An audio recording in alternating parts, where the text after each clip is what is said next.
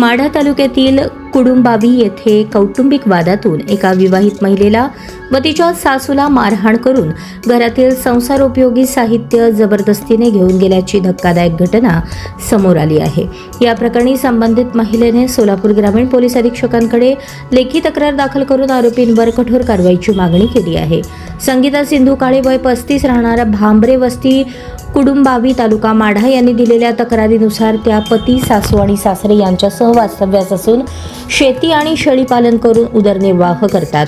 बुधवारी सायंकाळी काही आरोपी घरात घुसले आणि जुन्या वादाच्या कारणावरून शिवीगाळ करत मारहाण केली।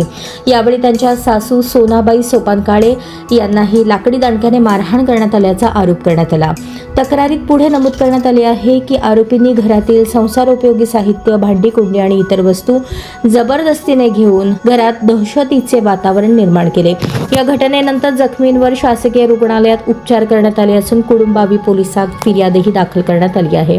दरम्यान तक्रारीतील मुख्य आरोपी अक्षय रवींद्र भोसले याच्यावर यापूर्वी ही कारवाई झाल्याचे सांगण्यात आले असून तो सध्या मोकाट फिरत असल्याचा आरोप अर्जदार महिलेने केला आहे। त्यामुळे संबंधित आरोपींवर कठोर कारवाई करून आदिवासी पारधी समाजाला न्याय द्यावा अशी मागणी निवेदनातून करण्यात आली आहे।